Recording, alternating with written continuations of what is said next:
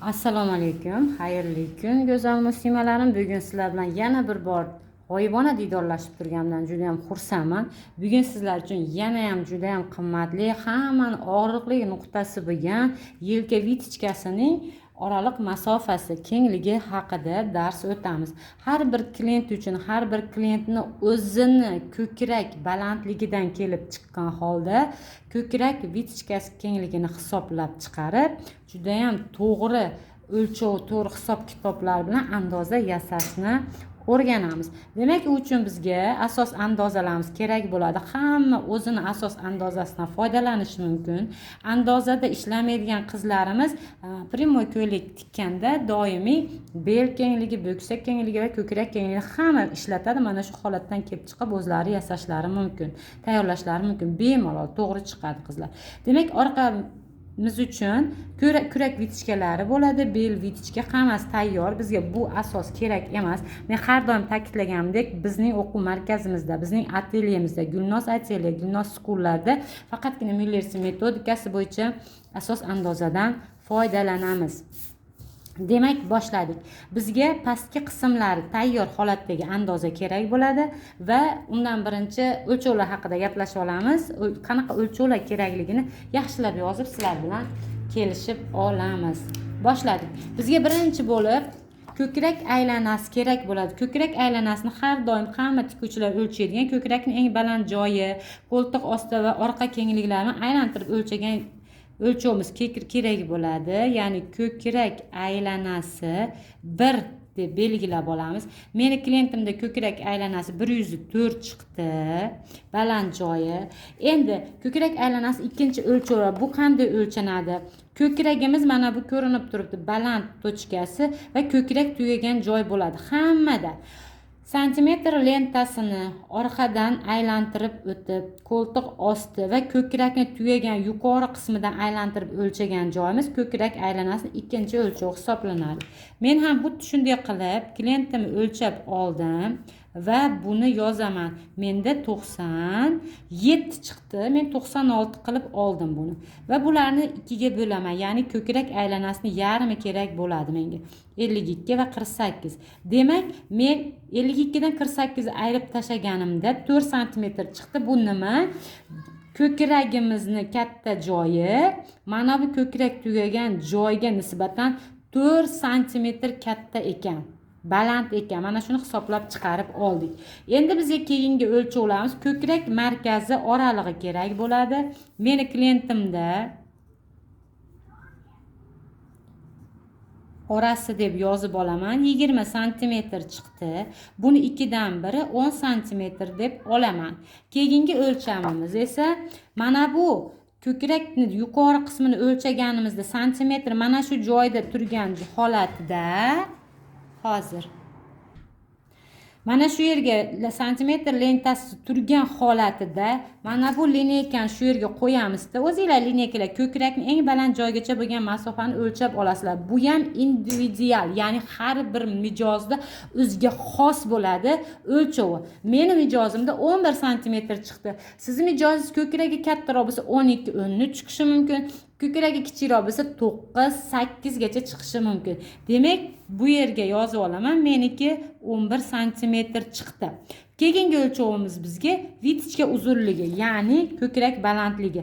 Bo'yinni boshlangan joy bilan yelkani boshlangan joyini nuqtasidan ko'krakning eng baland joyigacha o'lchab olamiz.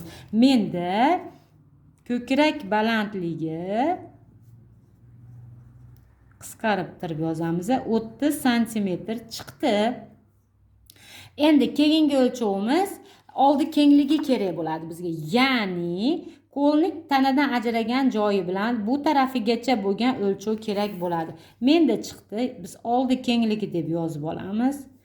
Menda chiqdi 34 chiqqan menda. 34 sm chiqdi. Yelka kengligini ham o'lchab olamiz. Yelka kengligini klientni o'zinikini. Mana bu joydan bu joygacha qilib, sizlarga tushunarli bo'lishi uchun men o'zimni naqalamga chizib yozyapman. Artib tashlaydi qizlar. Yelka kengligi yozib olamiz. Menda yelkamiz 13 santimetr chiqdi. Endi bizda yana bitta juda ham zo'r o'lchov bor qizlar. Har bir klientni mana bu klientimiz bo'lsa, tanasini mana bu yelka qiyaligi hammada har xil bo'ladi, to'g'rimi? Kimdadir tikkaroq, kimdadir juda ham past bo'ladi. Mana shu yelka qiyaligini har bir mijozni o'zinikini o'lchab olish uchun bizga yelkani kassoy uzunligi kerak bo'ladi. Ya'ni bel uzunligini ikkinchisi desak ham bo'ladi. Yaxshilab e'tibor beramiz. Yelkani tugagan joyi bu qo'lni boshlangan nuqtasidan bel uzunligigacha o'rtasigacha bo'lgan uzunlikni topib olamiz. Demak, men o'lchadim, menda 45 chiqdi.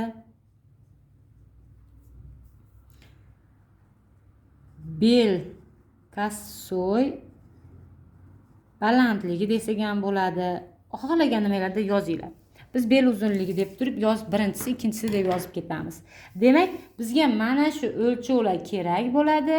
Mana shu o'lchovlar yordamida biz hozir yelka vitichkasini yasab olamiz. Xo'p.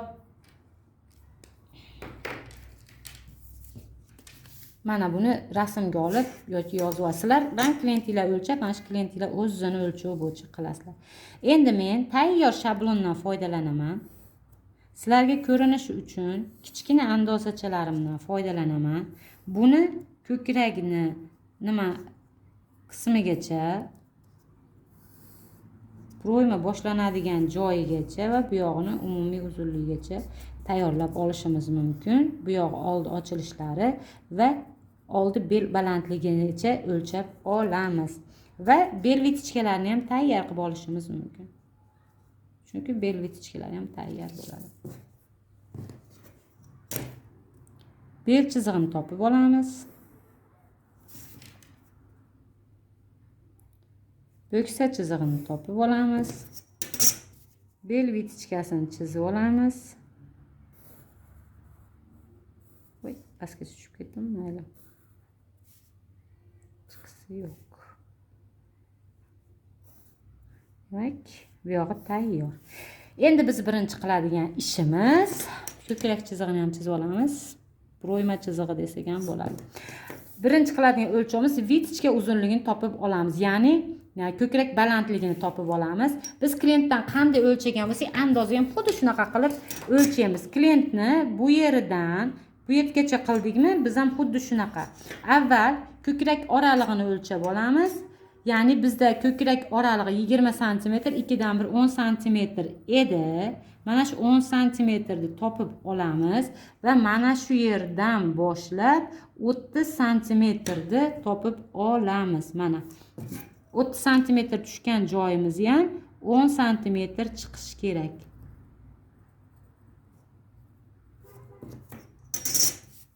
Va chizamiz. Ishlab e'tibor berib turamiz. Chizamiz. Chizganimizdan keyin biz buni vaqtinchalik bu vitichkamizni bu yoqqa ko'chirib turamiz. Prosta liniya qilamiz.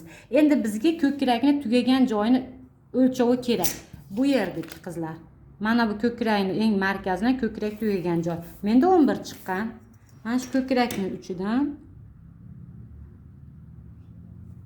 11 cm ni topib olamiz va 11 cm ga mana bu 4 cm ni topib olamiz. Mana 4 cm topib olamiz va mana shu 4 cm ga tekkizib yuqoriga chiziq chizamiz. Bu joyimiz 4 cm bo'ladi. Tushundinglar? Endi buni biz qiyib olamiz. Shartli ravishda ko'chirib turamiz.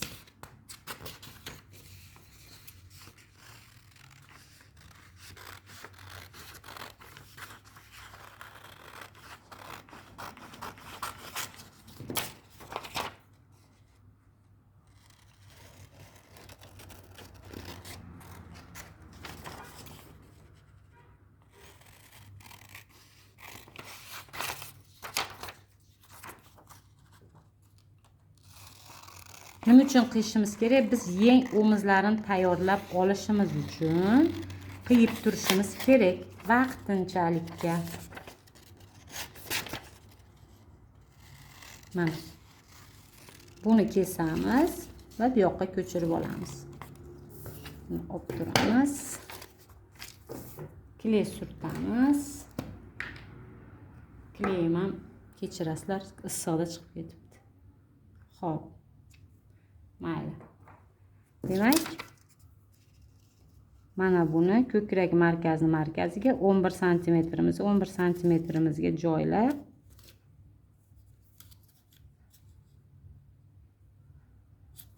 mana yopdik va bu yoq ochildi. Endi buni optiramiz alohida qilib sizlarga yaxshiroq ko'rinishi uchun. Mana bu joyimiz mana. Endi bizga yelka kengligi kerak bo'ladi. Yelka kengligi 13 sm edi. 13 sm-ni bunday qilib 13 sm-ga nisbatan biz radius chiqaramiz. Yelka qiyaligini topish uchun. Ishlab e'tibor berib turinglar. Zo'r narsa bu. Chiqadi andozinglar. Xo'p, topdik. Endi biz yelkani kastoy uzunligini topib olamiz. Ya'ni menda 45 sm chiqqan. Yelkani bu joydan bel uzunligigacha o'rtagacha. Men ham xuddi shuna qilib olaman. Menda 45 chiqqan bo'lsa, 45 sm ni bu belga qo'yaman va qaysi yeriga bu radiusni qayeriga to'g'ri kelsa, mana shu joyga to'xtataman. Ya'ni mana men bu yerda chiqdi. 45 sm mana shu radiusga chiqdi mana. 45 chiqdi va buni tutashtiraman. Demak, yelkasi meni klientimda shu darajada qiya ekan. Sizniki balandroq chiqishi mumkin, pastroq chiqishi mumkin, har xil chiqishi mumkin. Endi keyingi qiladigan ishimiz bizni oldi kengligini topish bo'ladi. Proyma chiqarish uchun oldi kengligini topib olamiz. Menda oldi kengligi 34 sm chiqqan, yarmi 17 sm bo'ladi. Endi mana bu 11 sm dan tegib o'tgan holatda 1-2 sm yuqorida, kechirasizlar. 17 sm topib olaman va mana shu joyda men proyma hosil qilaman. Chiroyli bunaqa lineykalarda qilsak yana ham yaxshi chiqadi. Mana va mana bu joyda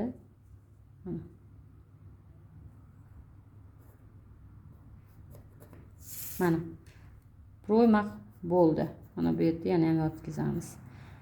Hosil bo'lgan proymamizga qizlar, mana shu yelkamizga 1 sm yuqoriga ko'tarib qo'yamiz, chunki biz tak o'lchaganmiz.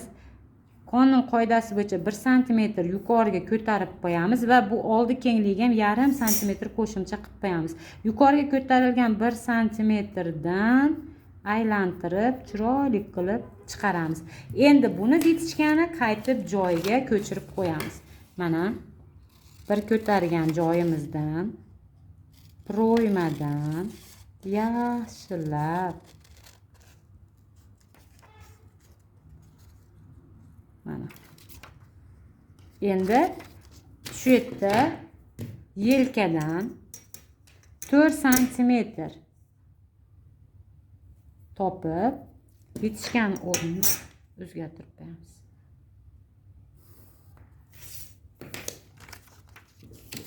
Orqasiga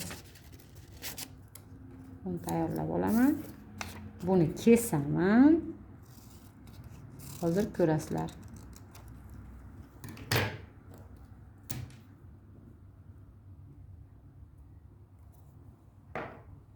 Va buni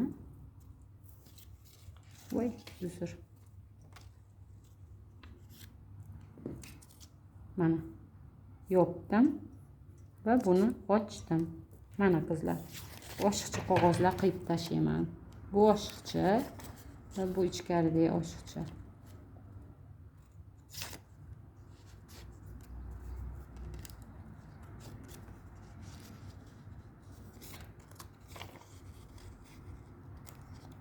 Mana demak bizni klientni o'zi uchun tayyorlangan vitichkamizni mana o'lchab ko'ramiz. Mana 4 sm, mana ko'rdinglar, 4 sm. Demak, bizni ko'kragimiz mana bu joyimizga nisbatan bu yerimiz yarmida 4 sm kichkina keldi va biz mana shuni kichraytirdik va buni mana bekitganimizda qaranglar, mana bekitganimizda yonboshida mana ko'ringlar, ko'krak o'rni qanaqa hosil bo'lyapti. Mana agar sizni klientingiz ko'kragi yana ham katta bo'lsa, bu yana ham kirib, yana ham baland ko'tarilishi mumkin. Har bir klientni o'zi uchun, bu proyma ham xuddi o'zi uchun. Buni juplaganimizda bizni oldi kengligimiz kelib chiqyapti. Bugungi darsimiz sizlarga mana shu edi. Nostandart qomatlarga qiynalgan qizlar uchun, yelka vitichkani oraliq masofasini topa olmagan qizlar uchun, klientga qolipdek tushadigan kiyim tikishga qiynalayotgan qizlar uchun bu darsimiz juda ham manfaatli bo'lishiga 100% ishonaman. Men Gulnoza Mamirovna 25 yillik tajribaga ega konstruktor, dizayner, Gulnoz Atelier, Gulnoz Pardalar, Gulnoz School markazlari rahbari sizlarga tavsiya qilaman. Bizning o'quv markazimizda har doim onlayn va offlayn darslar Müller metodikasi bo'yicha olib boriladi. Bizda ayollar liboslari kursimiz, yubka shim kurslarimiz, kostyum, palto, plaj, astarlik kiyimlar kurslarimiz va professional pardachi kurslarimiz sizlar uchun taklif etamiz. Bizda pardani eng professional tarzda tiktirishingiz yoki professional tarzda tikishni o'rganishingiz mumkin. Sizlarni hammanglarni yaxshi ko'raman. Sog' va salomat bo'linglar. Agarda darsim sizlar uchun manfaatli bo'lgan bo'lsa, like bosib, onamni va dadamni duo qilib qo'yishlarini so'rab qolaman. Sog' bo'ling.